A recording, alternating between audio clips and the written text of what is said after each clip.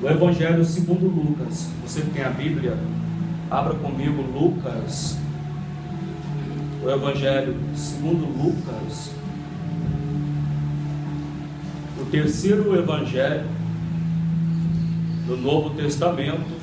Lucas, evangelista, historiador, médico, de acordo com algumas fontes teológicas, pintor. É isso que eu disse, pintor. Mas o capítulo de número 1 do Evangelho segundo escreveu Lucas, o capítulo 1, o versículo 1, 2 e 3, finalizando com 4. Os 4 textos.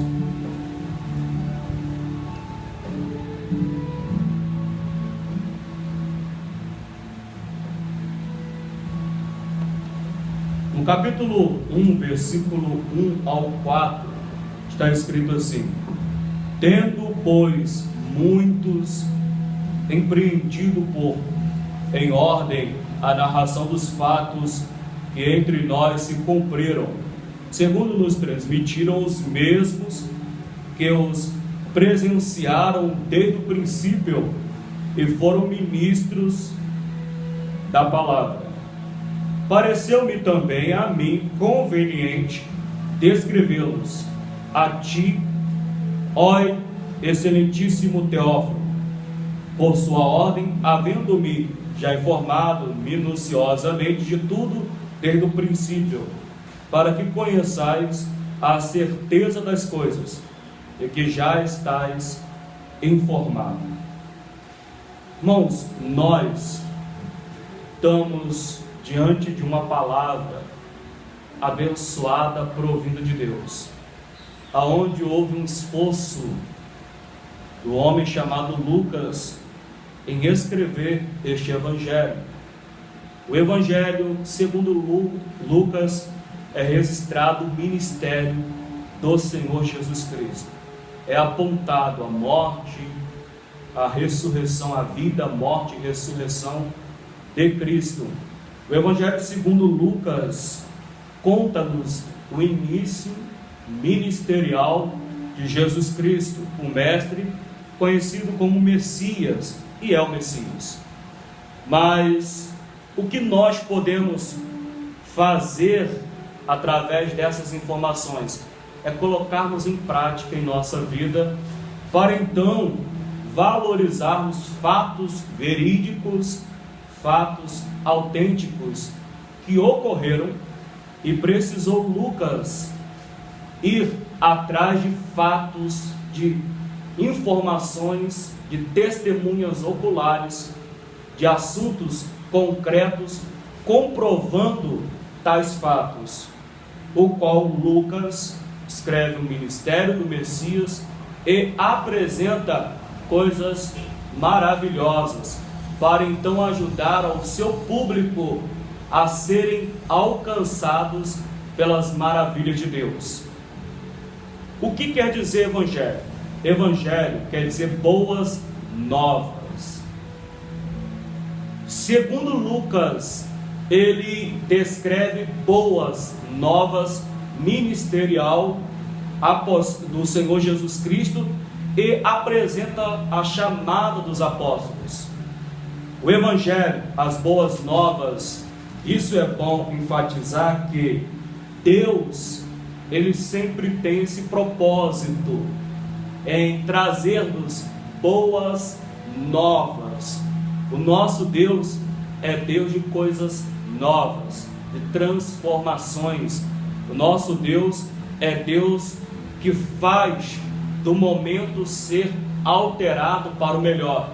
Tanto é que Paulo entende isso e diz que aquele que está em Cristo Jesus, nova criatura é. Então nós, quando estamos em Cristo, temos coisas novas, um novo passo ou passos, um novo caminho a seguir. E qual é esse caminho? O caminho a qual Jesus revelou, segundo Lucas, Mas para não ficar apenas em muitas palavras, vamos começar a analisar o que eu comecei a trabalhar fazendo uma elaboração do estudo. Está aqui o Evangelho segundo Lucas. A minha base para o argumento dessa noite, neste estudo, é a Bíblia Dake, é uma Bíblia atualizada e corrigida, uma edição 1995 do João Ferreira de Almeida. A Bíblia Dake é de um pastor dos Estados Unidos, a qual conseguiu sentir a presença do Espírito e a sua vida ministerial foi avivada pelo Senhor. Foi uma vida de fogo, de fervor, de poder de Deus. É uma Bíblia exemplar, muito boa. Eu gosto particularmente desta Bíblia, por mais que os assuntos interpretativos são complexos, são um pouco complicados, preciso ter muito cuidado por causa dos detalhes que ela fornece em cada texto, em cada frase do capítulo é estudado minuciosamente. Até então, eu me baseio nessa Bíblia para começar a passar a vocês um estudo. Essa Bíblia para mim é ótima, eu não consigo trocá-la. Montei aqui para os irmãos um sumário, aonde vamos analisar com cuidado e rápido. Não será longo o assunto. Vamos avaliar o resumo do estudo de hoje. Logo, nós vamos ver a introdução que eu preparei para nós, termos como ideia do assunto. Vamos analisar Lucas, este homem, a sua vida biográfica, quem é Lucas, e consequentemente vamos finalizar com considerações finais. E todo estudo é preciso ter uma fonte que baseie o argumento de todo orador, de todo professor, de todo aquele que anuncia uma pregação. Isto quer dizer, são referências. Mas vamos começar com o resumo. O que eu coloquei para nós refletirmos a respeito do resumo do Evangelho segundo Lucas. Eu quero aqui só trazer a lembrança que os Evangelhos não são desses homens, mas são de Cristo. São as boas novas de Cristo dado à terra. Nós precisamos sempre reconhecer essa autoridade a qual Jesus é nos Evangelhos. Os Evangelhos é do Senhor Jesus. Os Evangelhos pertencem a Deus, não pertencem a Mateus, Marcos, Lucas ou João. Todos esses foram instrumentos. Lembrando que João Marcos é o homem que conseguiu diferenciar, sendo parente do apóstolo Paulo.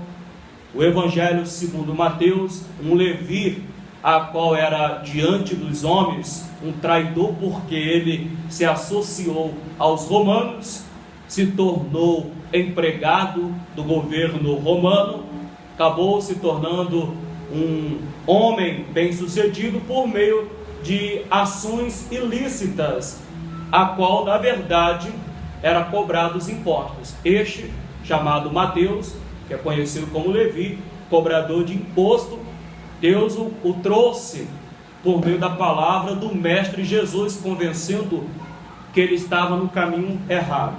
Já Lucas foi uma conversão totalmente linda, uma conversão onde Deus convenceu ele para estar na presença, para estar convertido, para estar transformado por meio de uma cura miraculosa, segundo alguns historiadores, a qual morreu o Eutico. Paulo, ele traz a vida desse rapaz, porque ele prolongou um discurso que durou horas, que foi finalizar, aliás, só parou porque o menino caiu, foi até meia-noite da janela. Isso acontece que, segundo os historiadores, foi nesse tempo que o São Lucas, ele conseguiu ter um encontro com Deus, aonde que ele viu que realmente Deus é dono da vida. E nesta hora nós vamos avaliar então o que eu coloquei como resumo. O Evangelho segundo Lucas, São Lucas, apresenta a historicidade, a história de Cristo, quebrando o silêncio de 30 anos ou 33 anos, sem muita declaração pelos outros, que são os outros evangelhos, a não ser o Mateus, que conta com pouco detalhe da infância do Messias, o Mestre Senhor Cristo. São Lucas traz ao conhecimento da fase de vida de Jesus Cristo. Ora, a dedicação que o autor deixa aos leitores em um saber cristológico, ministerial da vida do Mestre, dando informação rica, transferindo aos seus leitores fatos encontrados, narrados por pessoas que conviveram com Jesus, a fim de mostrar Cristo. Essa é a visão de segundo São Lucas. Qual é a visão dele? Mostrar Cristo como o homem ideal de Jeová. Ele se baseia bastante em Zacarias, o capítulo 6, o versículo 12. Eu vou estar lendo para vocês.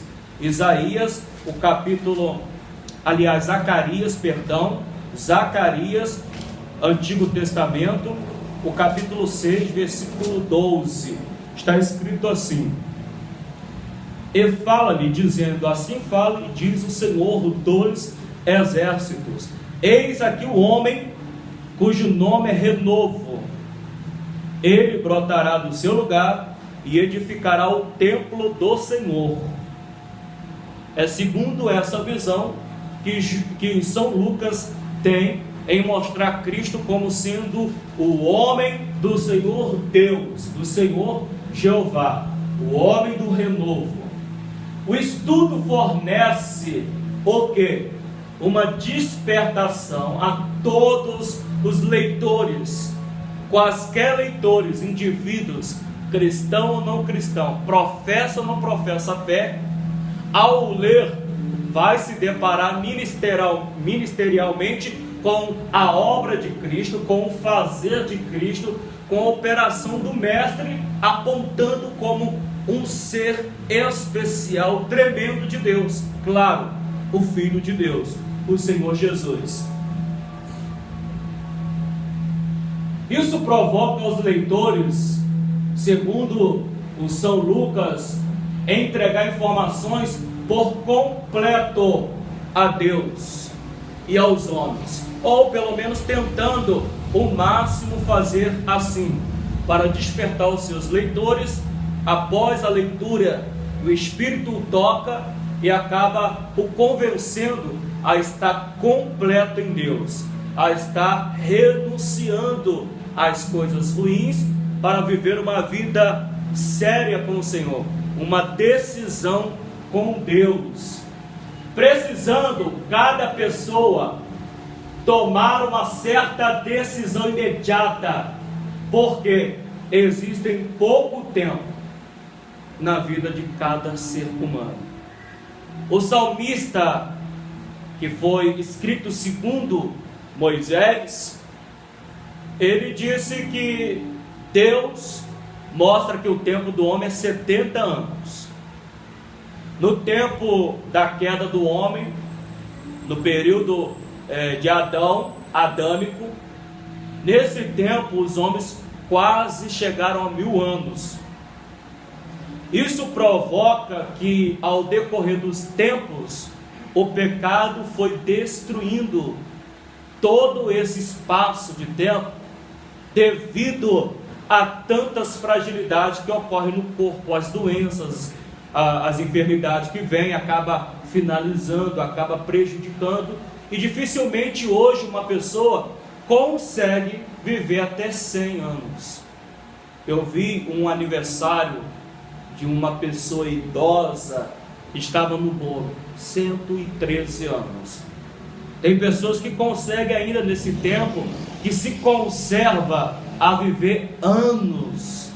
Isso depende de um cuidado na saúde, se preservando a não comer coisas que prejudicam o aparelho respiratório, a sua respiração, que não prejudica o seu colesterol, porque o que acontece? Muitos acabam abusando do alimento, das coisas gostosas que são oferecidas, e quando vai ver, a saúde dessa pessoa está bastante prejudicada, está comendo coisas que vai afetar a pressão, alguma coisa que vai ou diminuir a pressão.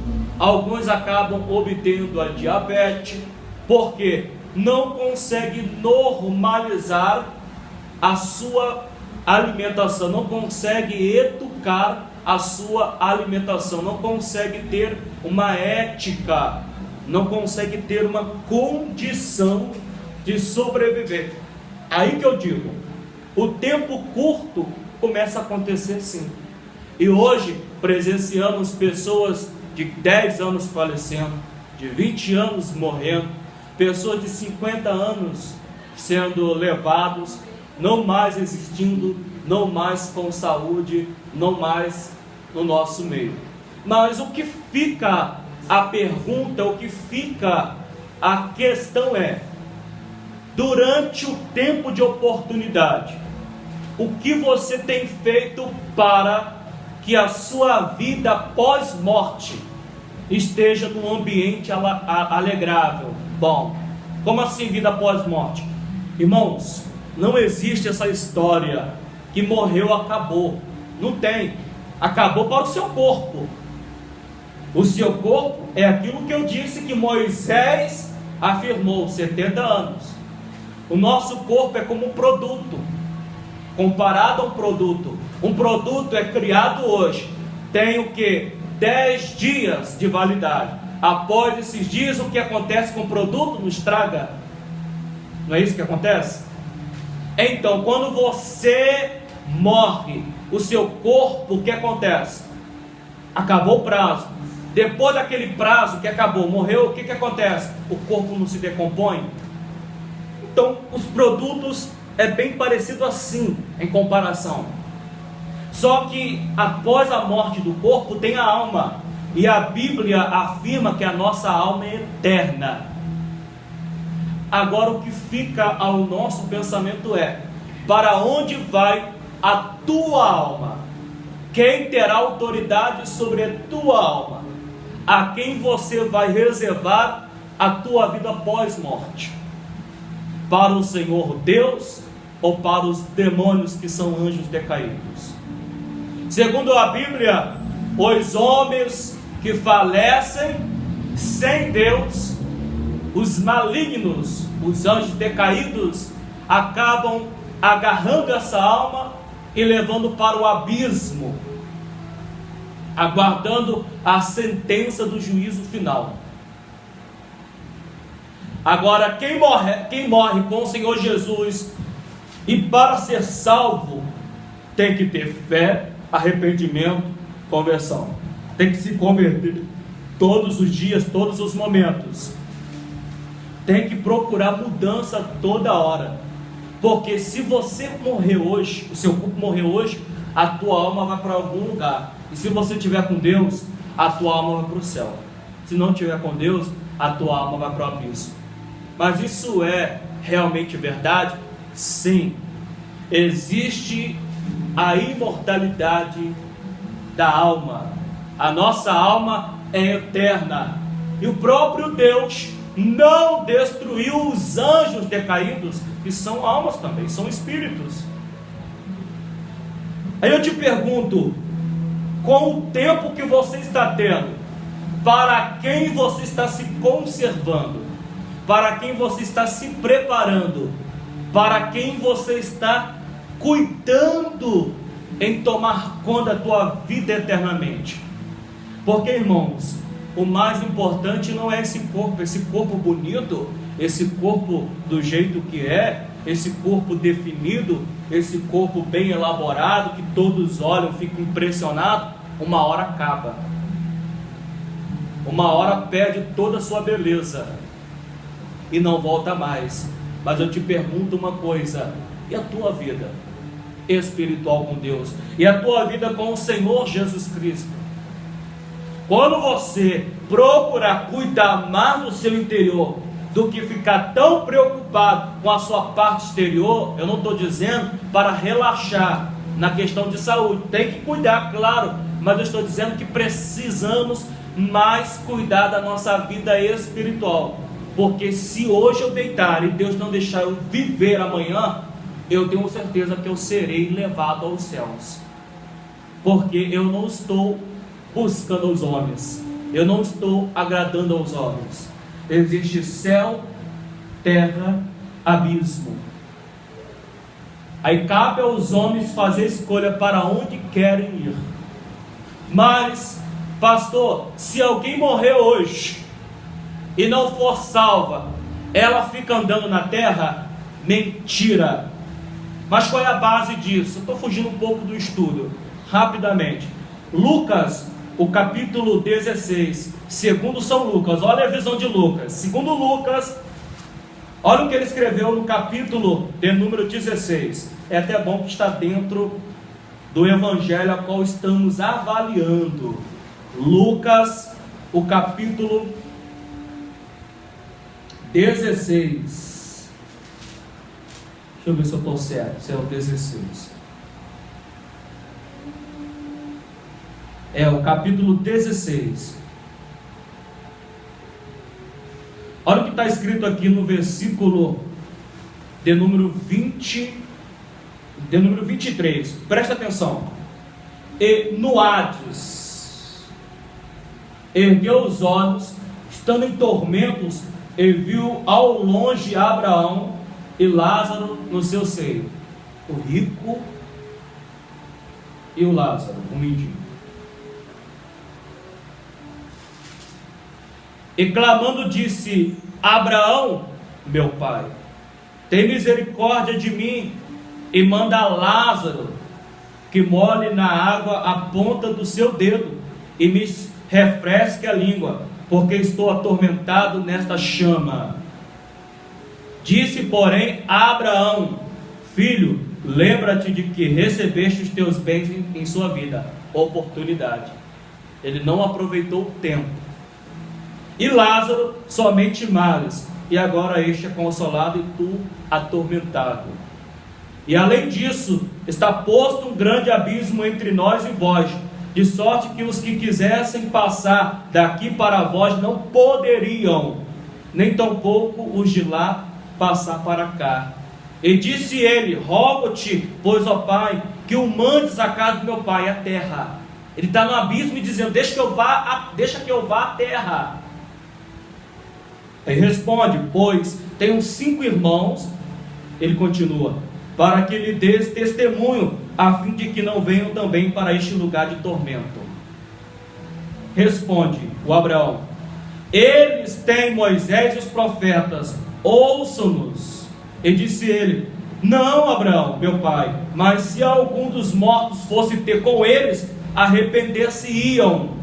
Porém Abraão lhe disse: se não houve a Moisés e aos profetas, tampouco acreditarão ainda que algum dos mortos ressuscite. Essa conversa que Cristo conta, segundo Lucas, é mostrando que uma alma que está no abismo, já aguardando o juízo, pediu para vir à terra e foi dito: não é permitido. Irmãos, cuidado com essa história de dizer que o morto voltou, que a morta voltou a falar com você, e você ouviu. Uma coisa que o diabo é especialista, está na Bíblia, é transfigurar-se para enganar muitos. Segundo Coríntios, rapidinho,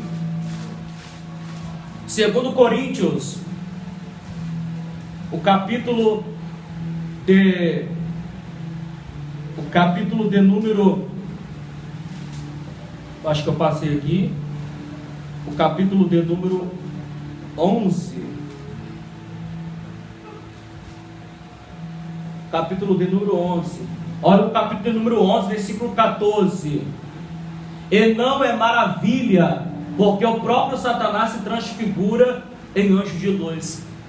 Aí você está na sua casa, Você está na sua casa, não aguarda nada.